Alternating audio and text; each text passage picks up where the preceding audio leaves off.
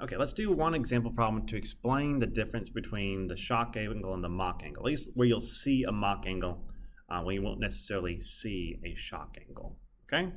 So let's figure out this. So I have a supersonic plane, it's flying at Mach 2. Okay, here it is, flying, beautiful, loving it, looking good. And it's going at Mach 2. And it's at an altitude of 16 kilometers.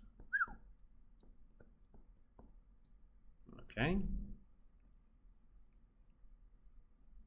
Now, we're going to assume here that it's flying fairly quickly and that the shock wave pattern is going to coalesce and finally form a Mach wave.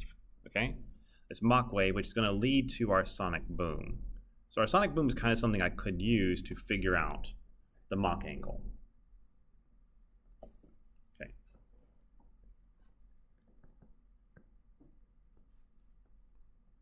So when you hear that loud noise, that is sound hitting you. That is no longer a shock wave hitting you, which is why you don't die. If they fly too close to you, you do die because the pressure just rip your body apart. We don't want that. It's not fun. No, no, no. Bad. Okay. Now, what we want to find here is how far behind the plane you are when you actually hear that shock wave. So, if I have this distance right here, it's 16 kilometers. What is the distance right here? D. Okay? And that's where I'm standing right here. Hey, having a good time, having a barbecue or something.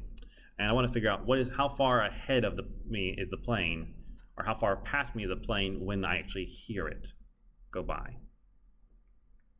Now we can already do this with the equations that we know, because we've learned something here. We know what that Mach angle is. We can figure it out just using our basic relations. So if we want to find the Mach angle, we can say, okay, well, my Mach angle is equal to sine to the negative first of 1 over m. And I was given the Mach number in this problem. So I mean, this is equal to sine to the negative first of 1/2. And so sine negative first of 1/2 is one that I actually know, even if I have terrible handwriting writing it out. And so what I get there is that my Mach angle is going to be equal to 30 degrees. Okay, cool. So with that, I know my Mach angle now, and I can figure out what D is, because I also know trig. I took that class, who would have guessed? And so tan of 30 degrees is going to be equal to opposite over adjacent. So it'll be equal to 16 kilometers over D. And I forgot to put an equal sign in there because I feel like a doofus. There we go. Much better. And so if I want to, I can rearrange that, and what I'll get is that the distance is going to be equal to 27.7 kilometers. So by the time I hear it, this thing is really far away. Already by the time that sound actually reaches my ears, which does blow my mind. It's just one of those things that's like, what? And there is some approximation going on here because we're saying that sound wave, or that shock wave, or sorry, there's that Mach wave was perfectly straight from the tip of the plane, which might not be true, but it's good enough. It's good enough for what we're doing. It's an approximation. So that is the Mach wave.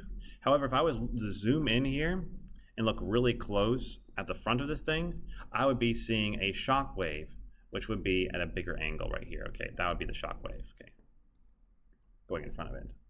But that is going to eventually dissipate as it gets further and further away. Okay, now with that being said, we've shown just the basic equation for our Mach angle right here, mu, and now let's get into figuring out the equations for oblique shocks.